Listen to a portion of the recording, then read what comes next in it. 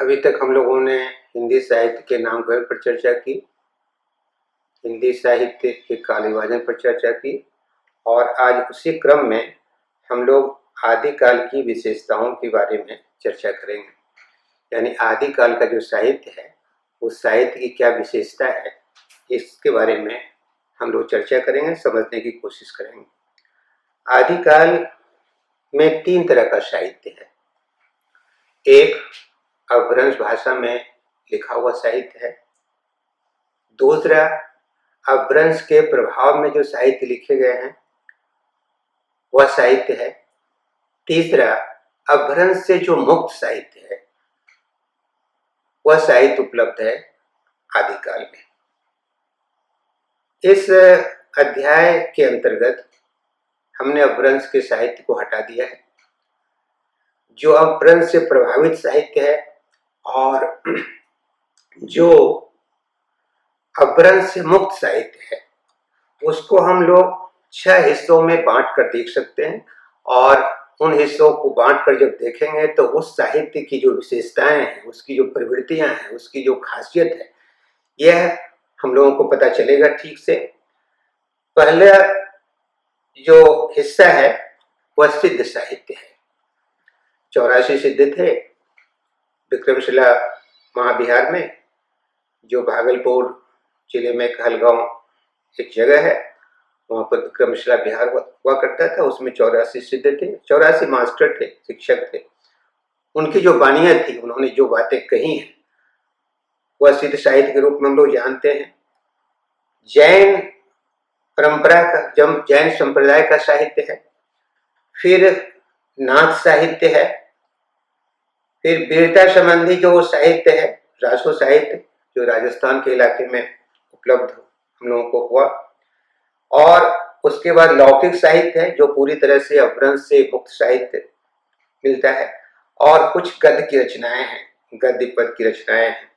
और अलग अलग जब इसकी चर्चा करेंगे और इसकी प्रवृत्तियों को जानने की कोशिश करेंगे, इसकी विशेषताओं को जानने की कोशिश करेंगे, तो फिर आदिकाल का एक समग्र जो चेहरा है वह नजर आएगा और हम लोगों को आदिकाल की एक समझ बन सकती है।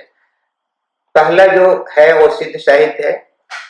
आप जानते हैं, जैसा कि मैंने कहा, कि सिद्ध लोग एक विश्वविद्यालय में रहते थे, विक्रमशिला विश्वविद्यालय में, जिसके जो पहले सिद्ध हुए वो सरपा, सबरपा, लुईपा, डुमिपा, कन्हपा और इसी तरह से जो 84 सिद्ध है, उनकी जो वाणी थी, उनकी पहली खासियत थी कि उन्होंने अपनी बात जनभाषा में कही। दूसरी बात, उन्होंने दूसरी जो खासियत है वो खासियत है कि बाह्य जो पूजा है, जो मंदिरों में पूजा है, उसका विरोध किया, तीर्थाटन का विरोध किया। विभिन्न तरह की जो रूढ़ियां थी समाज में, उसकी खिलाफत उन्होंने किया। जाति व्यवस्था जो भारतीय समाज का बहुत ही एक कोड की तरह है, जाति के खिलाफ भी उन्होंने कविता लिखी। यह बात अलग है कि अपने संप्रदाय के प्रचार के लिए भी उन्होंने तांत्रिक विधान, योग साधना आदि किया। आप जानते हैं कि पंचमकार जो था, यानी मांस, मदिरा, मैथुन, मछली और मुद्रा, सिद्ध मानते थे और इसका उपयोग करते थे।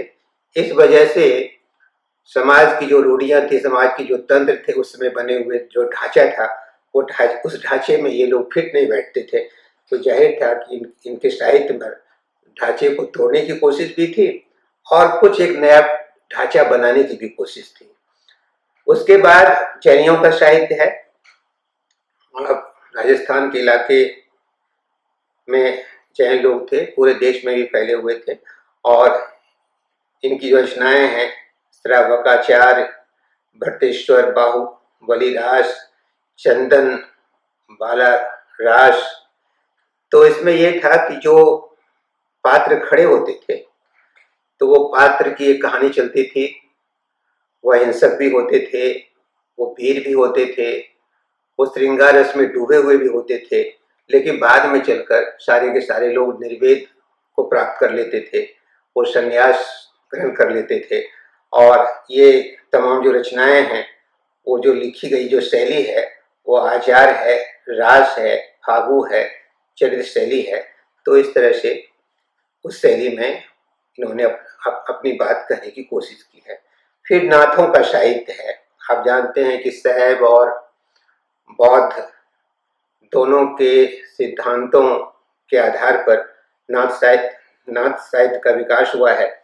इसमें जीवन की अनुभूतियों का सघन चित्रण मिलता है और इसके जो प्रमुख लोग हैं वो गोरखनाथ हैं, चौरंगीनाथ हैं, गोपीचंद हैं। इन्होंने अपने संप्रदाय के प्रचार प्रसार के लिए भी गुरु महिमा का सहारा लिया, प्राण साधना इन्होंने की, वैराग्य ग्रहण किया, कुंडलनी जागरण का उन्होंने किया, यहाँ तक कि हठयोग का भी इस्तेमाल किया। और नाथ साहित्य का और सिद्ध साहित्य का भक्ति काल पर सीधा असर दिखता है। जब कबीर आते हैं, निर्गुणिया संत आते हैं, तो उसमें आप इनका असर देख सकेंगे। फिर रासो साहित्य है, जिसके आधार पर नाम ही रखा गया था, वीर गाथा काल और वीर का नाम ही रखा गया है। और ये राजस्थान के इलाके में ये साहित्य ज्यादातर उपलब्ध होता है। खुमान रासो, विशलदेव रासो, पृथ्वीराज रासो, हमीर रासो, परमाल रासो, ये तमाम जो किताबें थी वो रासो साहित्य उपलब्ध होता है। और इसकी दो खासियत थी, ये वीरता संबंधी प्रवृत्तियों के व्यक्ति यह साहित्य करता था और श्रृंगार उपलब्ध होता था। तो श्रृंगार और वीरता, राजा के दरबार में जो कवि रहते थे, राजा के जो गुण थे वीर होने का और श्रृंगार रस में डूबे रहने का, इसकी अभिव्यक्ति रासो साहित्य में हुई है। उसके बाद गद्य साहित्य है जो उपलब्ध है। और गद्य साहित्य में आप देखिएगा कि राहुल बेल, वर्ण रत्नाकर, उक्ति, व्यक्ति, प्रकरण, ये ऐसी किताबें हैं। और इन किताबों में ज्यादातर श्रृंगार से संबंधित है, नक्सिक का वर्णन भी है, श्रृंगारी कविताएं हैं। और बनारस और उसके आसपास का जो प्रदेश है, जो इलाका है, उस इलाके में आप देखिएगा कि इनकी खासियत, इनकी विशेषताएं उपलब्ध होती हैं। उसके बाद लौकिक साहित्य है। ये पूरी तरह से अपभ्रंश से मुक्त साहित्य है और इस साहित्य में ढोला, मारूरा, दोहा, बसंत विलास, खुसरो की पहेलियां उपलब्ध होती हैं। इसमें पहली विशेषता है प्रेम की और श्रृंगार की। फिर जीवन के विभिन्न जो रस हैं उन पक्षों का उद्घाटन है। और फिर गहरा व्यंग है, मनोरंजन है। खुसरो की पहेलियों में खास तौर से आप देखिएगा कि गहरा व्यंग और मनोरंजन उपलब्ध होता है। कुल मिलाकर अगर समेकित रूप से इनकी विशेषताओं को समझने की कोशिश करें तो जनभाषा के माध्यम से रचनाएं हुई, पहली खासियत है, पहली विशेषता है। दूसरी विशेषता है, सिद्धों ने अपनी बात बहुत ही स्पष्ट ढंग से कही, अक्खर ढंग से कही, जोर से कही। और अपनी उस जीवन दृष्टि का जो असर है वो भक्ति काल पर भी है। फिर जैनों की जो अहिंसा है, जैनों की जो अनुभूतियां हैं, उसकी अभिव्यक्ति हुई है। वीरता संबंधी जो है, वीरता एक बहुत बड़ी खासियत है।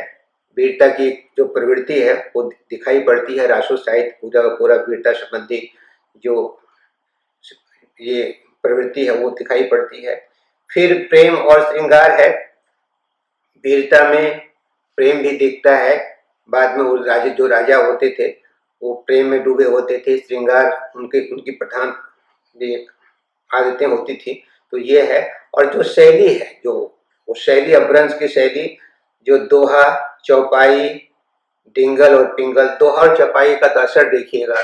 जब भक्ति काल आएगा तो कबीरदास पर भी असर है, तुलसीदास पर भी असर है, जायसी पर भी असर है, वो असर आपको दिखता है।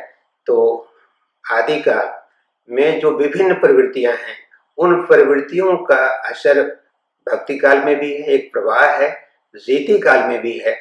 एक तरह से आदिकाल जो 400-500 वर्षों का है, यह एक महत्वपूर्ण काल है। उस काल में हिंदी साहित्य की जो विभिन्न प्रवृत्तियां हैं उपलब्ध होती हैं और उसका विकास आपको भक्ति काल में भी दिखेगा और रीति काल में भी दिखेगा। तो आज जो हम लोगों ने चर्चा की वह आदिकाल की विशेषताओं की चर्चा हम लोगों ने पूरी की।